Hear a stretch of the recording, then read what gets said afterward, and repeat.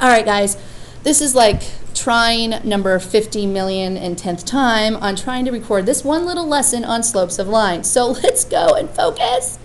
All right, parallel lines. Let's try this again. Let's remember the definition of parallel lines. They're coplanar lines that never intersect. So I'm going to draw, to the best of my ability, two parallel lines. All right?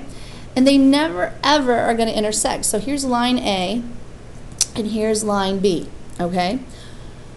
If they never, ever intersect, ever, what do we know about those two lines' slopes? Yeah, they're going to be the same. Because if they're at all different, they're going to end up intersecting each other. So we need to remember when parallel lines and their slopes are always going to be the same. So parallel lines have equal slopes. And I use subscripts to represent this. So you'd see like the slope of A equals the slope of B, because that lets me remember the slopes are the same. Then we have perpendicular lines. And when I have perpendicular lines, remember there are two lines that intersect to form four right angles. And we only have to mark one right angle in order to do that. So I'm going to call this line R and line S. Now, look at these two right now. Are their slopes going to be the same?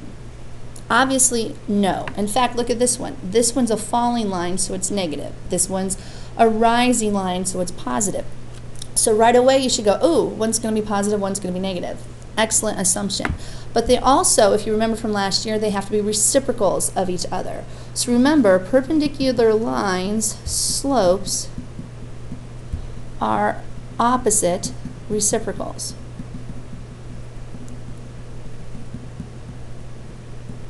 Now, what does that mean? That means if I had the slope, let's just say, of R is a negative, it looks like it'd be something like 5/3.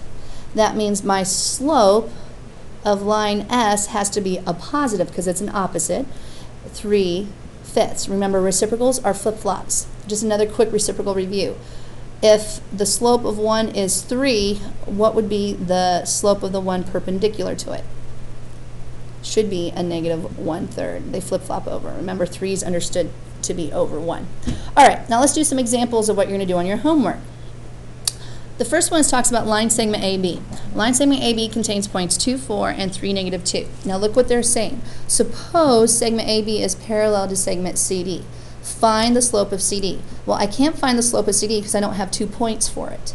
But I do know that it's parallel to AB. And what do we know about parallel line slopes? Their slopes are equal. So that means I can actually find the slope of segment AB first. Again, if you need to, write down the formula, because if it keeps you straight and doesn't let you mess up your values, keep it that way. I'm going to go from 3, -2 to the point 24 here. And so I'm going to get -2 minus 4 over 3 minus 2. That's a -6 over 1.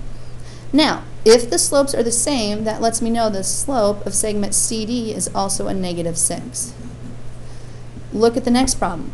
It says suppose segment AB is perpendicular to segment CD. So now they're no longer the same. The slopes have to be, what does it say up here? Opposite reciprocals. So I know then if segment AB's slope is a -6, the slope of segment CD is going to be a positive 1/6. Kind of a cool way of being able to work with those. Now let's do our last two examples here. This is just like the problems on your worksheet. It says given coordinates of points A, B, C, and D, determine whether line AB and line CD are parallel, perpendicular, or neither. Remember, parallel, the slopes are equal. Perpendicular, they're opposite reciprocals. Neither means, hey, they're just different, they're going to intersect. But don't forget something. When you have a slope of 0 and a slope that is undefined, those are perpendicular. Those are horizontal vertical lines intersecting. So don't forget that when you're doing your homework.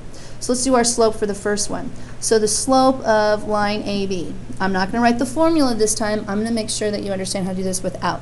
So I'm going to go change in y over change of x. -1 minus 7 over 8 minus 4. Another rule with fractions is you have to reduce them completely. You cannot leave it as a -8 over 4. It would be counted wrong. Instead, we want this to be -2 over 1. Now let's find the slope of line CD using those 2 points. So I go 1 minus a negative 2 over 6 minus 5.